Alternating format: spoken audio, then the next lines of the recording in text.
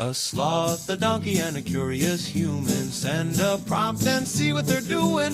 One hits record with a question on his mind. Two brothers pick it up, see what they find. Corn takes his time, Herman's got the facts. Back and forth, they never hold back. My weird prompts, come on in, that's where we begin. My weird prompts, glad you're here. This episode was generated using artificial intelligence. Please verify facts. You know, Corn, this whole show runs on GPU compute, and we wouldn't be here without Modal. Seriously. And that's what powers all our text-to-speech. Everything you're hearing right now. They're an AI infrastructure platform. Developers use them to run GPU workloads in the cloud with zero infrastructure headaches. If you're building anything with AI, check them out. Modal.com. Have you ever tried to remember your very first memory? I mean, really try to reach back into the fog? For most of us, we hit a brick wall around age 4, or maybe 3 if we are lucky. Before that, it is just nothing. A total blank slate. But here is the thing that trips me out. We were there. We were breathing, eating, crying, and learning at a rate we will never match again. We were conscious, but we have no record of it. It is one of the great mysteries of the human condition, Corn. It is called infantile amnesia. We have this massive, high-bandwidth experience of the world for years, and then the brain basically hits delete all on the narrative index. But just because we cannot remember it does not mean it was not a wild ride. Well, that is exactly what we are diving into today. Today's prompt from Daniel is about that lost world. He wrote to us asking, "None of us can remember what life was like when we were 9 months old because memory does not start at this age. But if we were able to recount what a day in the life of us when we were this young was like, how might we describe it? In terms of our senses, our level of energy, our sensory world, and our experience." I love this. It is a phenomenological reconstruction. We are trying to build a day in the life using developmental neuroscience as our map. And by the way, I should mention that today's episode of My Weird Prompts is powered by Google Gemini 3 Flash. I am Herman Poppleberry, the resident nerd who has been looking at hippocampal maturation papers all morning. And I am Corn, the resident sloth who is mostly wondering if my 9-month-old self was cooler than I am now. Probably, right?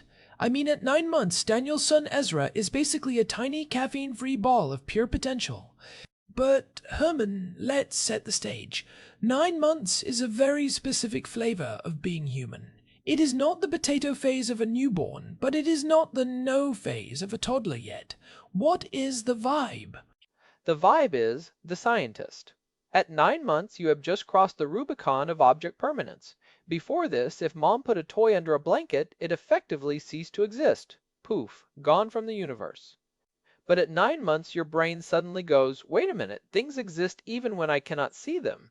That is a massive shift in how you experience reality.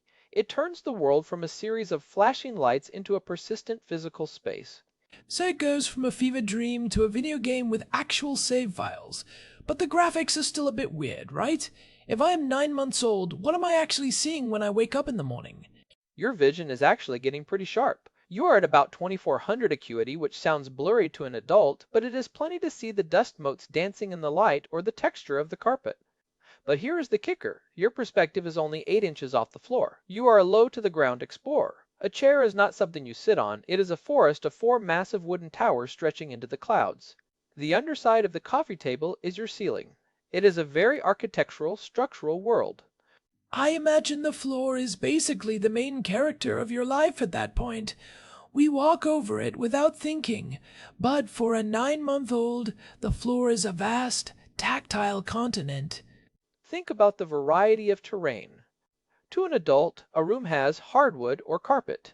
To a 9-month-old, the transition from the cool, slick kitchen tile to the scratchy, fibrous rug in the living room is like crossing a border between 2 different planets. Every few inches, the temperature changes, the friction changes. Your knees and palms are receiving a constant stream of topographic data that we've long since tuned out. And you are experiencing it through your mouth, too. This is the part that fascinates me. For a 9-month-old, the mouth is the primary sensory organ. It has more nerve endings per square millimeter than almost anywhere else. When you pick up a plastic block, your eyes tell you it is red, your hands tell you it is hard, but your mouth tells you the truth. You're tasting the texture, the temperature, the microscopic ridges. It is a culinary tour of the non-food world. It's essentially haptic sampling. Think about how we use our fingertips to check if a fabric is soft. A 9-month-old does that with their tongue and lips because the somatosensory cortex, the part of the brain that processes touch, is most highly developed in the oral region at that age. It's why they look like they're trying to eat the world. They aren't necessarily hungry, they're just reading the objects. It is like every object is a mystery box, and the only way to open it is to gnaw on it. But what about the energy levels? Daniel asked about that. I see babies go from 0 to 100 and then just collapse. Is that what it feels like on the inside? Just constant biological volatility. It is high-intensity cycling. A 9-month-old is running a brain that consumes 60% of their total energy expenditure. Think about that. In an adult, the brain uses maybe 20%. For a baby, more than half of every calorie they consume is being burned by their neurons as they literally wire themselves together. So, after 90 minutes or 2 hours of science, which is what we call playing, their brain reaches a state of literal saturation. It is like a buffer overflow. They have taken in so much sensory data that the system has to shut down to process it. That is why they crash into those deep, heavy naps. Wait, 60%? That's like running a supercomputer on a smartphone battery. No wonder they get cranky. If I were using 60% of my calories just to think about carpet textures, I'd be crying every 2 hours too. And it's not just thinking, it's synaptogenesis. They are creating up to 1 million new neural connections every single second. Imagine building a city while the city is already populated and running. The energy Daniel's asking about is the energy of pure construction. When Ezra wakes up from a nap, he's not just rested, he's literally a slightly different person with a more complex brain than when he went to sleep. I wish I had a biological excuse to nap every 2 hours because my buffer is full. But when they are awake, that attention is intense, right? But it is not like our attention. I can choose to focus on a book, a baby. Well, they seem to be at the mercy of the world. You nailed it. It is bottom-up attention versus top-down. We have a prefrontal cortex that allows us to filter out the hum of the refrigerator or the feeling of our socks. A 9-month-old's prefrontal cortex is still a construction site. They lack the filters. So, if a dog barks, that sound is not just background noise, it is an all-encompassing total system event. Everything is loud, metaphorically speaking. The world is raw. That sounds exhausting. And maybe a little scary? If you cannot filter anything out, how do you not just live in a constant state of panic? That is where social referencing comes in, and this is one of the most beautiful parts of the 9-month experience. If you are Ezra, and you are crawling along and you bump your head on a table leg, you do not actually know if it hurts yet. I mean, you feel the sensation, but you do not have the emotional context for pain or danger. So, what do? You look at Daniel or Hannah, you look at their faces. If Daniel looks horrified and gasps, you realize, oh, this is a disaster, and you start wailing. If he smiles and says, whoops, you're okay, your brain goes, cool, no big deal, and you keep moving. Your emotional reality is literally a mirror of the people you love. So your parents are basically your external prefrontal cortex. They are the ones providing the filter for the world. That is a heavy responsibility. If you are having a bad day, the baby's entire universe feels unstable. Precisely. And this is why the energy of the room matters so much. At 9 months, you are also developing joint attention. This is the ability to look at what someone else is looking at. If Daniel points at a bird, Ezra looks at the bird, then looks back at Daniel to see his reaction, then back at the bird. He's learning that experiences can be shared. It's the birth of empathy and communication before words even exist. But what about the stranger danger thing? I've seen 9-month-olds go from happy to absolutely terrified just because an uncle they haven't seen in a month walks into the room. How does that fit into the sensory world? That's the flip side of social referencing. At 9 months, you are in the peak of stranger anxiety and separation anxiety. Because you have object permanence now, you realize that when mom leaves the room, she is somewhere else and you are not with her. That is the birth of the feeling of missing someone. It is a very sophisticated emotional state. You are no longer just a bundle of reflexes, you are a person who experiences longing. A stranger's face is a prediction error for the brain. It expects the familiar, safe faces of its external filters, and when it sees a new, unknown face, the system sounds an alarm. Okay, let's talk about the memory thing, because this is the part of Daniel's prompt that really gets under my skin. If we are having these deep, intense, mouth-first experiences, why can't we find them later? You mentioned Yale studies from the last year or two. What is the current word on why the save files get deleted? It is less that they get deleted and more that the filing system changes. Think of it like this. A 9-month-old is forming memories. If you show them a specific hidden toy, they can remember where it is for several minutes, sometimes longer. They are forming episodic fragments. But two things are happening that prevent those from becoming permanent adult memories. First, the hippocampus, the part of the brain that indexes memories, is undergoing massive neurogenesis. It is producing so many new neurons that it is essentially overriding the old connections. It is like trying to write a diary on a chalkboard while someone else is constantly scrubbing it and adding new lines. So, the hardware is literally growing too fast to keep the old data stable. And the second part is language. We anchor our memories in narrative. I went to the park and saw a dog. A 9-month-old has no I, no park, and no dog in terms of symbolic language. They have the feeling of the sun, the sounds of the bark, the texture of the grass. But without those linguistic hooks, the memory has nothing to hang on to. It remains a raw sensory packet that eventually fades because it cannot be integrated into a story. It is like having a hard drive full of incredibly high-definition video files, but no file names and no video player. The data is there, but you have no way to play it. That is a great way to put it. There was a study involving a magic shrinking machine toy where kids were tested on their memory of how it worked. The researchers found that children could only remember the event if they had the vocabulary to describe it at the time it happened. If you don't have the word for lever, your brain has a hard time storing the concept of pulling the lever in a way that can be retrieved years later. That's fascinating. So, in a way, learning to talk is what kills our ability to remember being a baby. We trade the raw sensory raw file for a compressed text file. Precisely. And when you think about the energy Daniel asked about, it is not just physical energy, it is the energy of synaptic pruning. A 9-month-old actually has more neural connections than an adult. Their brain is a dense jungle of possibilities. Right around this age, the brain starts going, okay, we don't need the connections for hearing Finnish phonemes because we live in Jerusalem and speak English and Hebrew. So it starts pruning those extra branches. It is a use it or lose it phase. Life at 9 months is the moment of maximum potential before the world starts narrowing you down into a specific person. That is almost poetic, Herman. You are at your most universal at 9 months. You could be anyone. You could speak any language. You are open to every sensation. And then, slowly, the pruning starts. But let's get back to the day in the life, reconstruction. If we were to narrate a single hour from Ezra's perspective, what are the highlights? Let's take the physics experiment. Ezra is in his high chair. He has a plastic spoon. To us, he is just being messy when he drops it. To him, he is Galileo at the Leaning Tower of Pisa. He drops the spoon. He watches it fall. Clatter. He looks down. Wait, it's still there. Gravity works. Interesting. He looks at Daniel. Daniel picks it up and gives it back. Oh, social interaction. If I do X, the giant person does Y. Let's test the reproducibility of these results. He drops it again. He is building a mental model of the physical and social universe, one spoon at a time. But how does he feel during that? Is it a sense of triumph or just cold curiosity? It's a dopaminergic rush. Every time a 9-month-old makes a prediction, if I drop this, it will fall, and that prediction comes true, their brain rewards them with a hit of dopamine. It's why they do it 50 times in a row.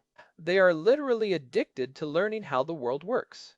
It's the same feeling an adult gets when they finally solve a complex puzzle. But for Ezra, the puzzle is just the fact that objects fall down instead of up.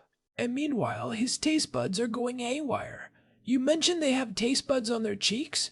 Yes, they have a much higher density of taste receptors, and they are spread out across the mouth and throat more than in adults. This is why babies can be so sensitive to flavors. A bit of mashed carrot is not just a snack, it is a psychedelic explosion of carrotness. Everything is dialed up to 11. The coldness of a metal spoon, the squishiness of a banana. It is all incredibly intense. It sounds like being on a very mild, very safe hallucinogen all day. High contrast colors, intense textures, no sense of time, and everyone you meet is a giant who either feeds you or plays peekaboo. And peekaboo is the ultimate thriller. Because of that developing object permanence, when you cover your face, you are actually gone. The tension builds. Is he gone forever? Is the world broken? And then, bam, you reappear. The relief and joy are so intense they trigger that belly laugh. It is the best jump scare in history. I love that. We think we are playing a simple game, but for them, it is a profound exploration of the nature of existence. Are you persistent? Yes, you are. Ha ha ha! It really makes you look at infant play differently. It is not just killing time, it is the most serious work they will ever do. It really is. And think about the spatial shift. We talked about crawling, but think about what that does to your sense of self. When you are a newborn, you are a passenger. The world comes to you. At 9 months, you are a pilot. You see a shiny object across the room. Maybe it is a power cord, the forbidden fruit of the infant world, and you realize, I can change my location to reach that thing. That is the birth of agency. The boundary between me and the world becomes much clearer when you are the one moving through it. The power cord. Why is it always the power cord? They have 100 colorful, BPA-free educational toys, and they want the dusty black cable behind the sofa. Because the power cord is real. It has a different texture, it is connected to the wall, it reflects light in a weird way. It is not curated for them. Babies are incredibly good at sensing what is a toy and what is a tool, or a functional object. They want to interact with the actual world that the giants are interacting with. To a 9-month-old, a plastic baby phone that makes beeping noises is a lie. They want the heavy glass and metal slab that mom is always staring at. They want the high-status objects. So they're tiny status seekers? They want the tools of the trade. They are mimics. Mimicry is the fastest way to learn a culture.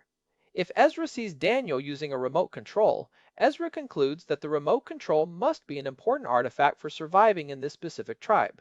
He's not being naughty. When he grabs it, he's trying to master the local technology. The actual world. That is a great phrase for it. But Herman, let's talk about the shutdown phase. The nap.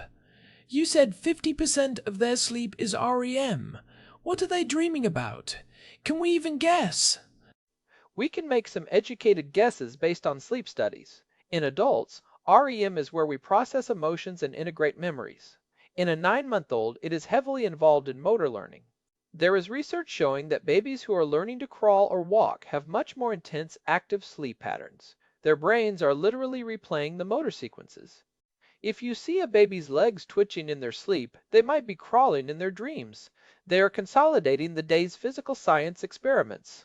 That is wild. So their off time is just as busy as their on time. It is all just growth. Constant, relentless growth. It makes me feel a bit lazy, honestly. I spend my mornings scrolling through news and drinking coffee. This 9-month-old is rewiring his entire reality before lunch. It is the most high-stakes period of life, and yet we lose the map. But here is a thought experiment for you, Corn. If you could have one save file from your 9-month-old self, just one 30-second clip of what it felt like to be you back then, what would you want it to be? Honestly, I think I would want the feeling of being held after a long day of science. That total, unconditional sense of safety, before you knew about taxes or politics, or the fact that the sun will eventually die. Just that pure sensory, I am safe and I am loved feeling. That seems like the ultimate human baseline. That is exactly what the research suggests. That attachment isn't just a psychological concept, it is the biological substrate for everything else. Without that sense of safety, the brain cannot spend 60% of its energy on development. It has to spend it on vigilance or survival. So, in a way, Daniel and Hannah's job is just to be the secure base so that Ezra can go be a crazy scientist on the floor. It is a beautiful system, but it does make me wonder about the weird side of it. Like, what about the things they see that we don't? You mentioned the unfiltered brain. Do they see patterns in the carpet that we just ignore? Do they hear the frequency of the light bulbs? Almost certainly. There is a theory that all infants are born with a form of synesthesia where senses are crossed. Because the pruning hasn't happened yet, the wires for sight and sound might be bundled together. A loud noise might literally have a color for a 9-month-old. A certain taste might have a shape. As the brain matures, it separates these channels into the distinct buckets we know as adults. But for a while there, the world might be a much more kaleidoscopic experience than we can imagine. Wait, so when a 9-month-old is staring intently at a blank white wall, they might not be staring at nothing? They might be seeing a symphony of visual noise or the hum of the air conditioner translated into colors. It's possible. Their brains are incredibly noisy. Without the top-down inhibition that adults have, their sensory cortex is just firing away.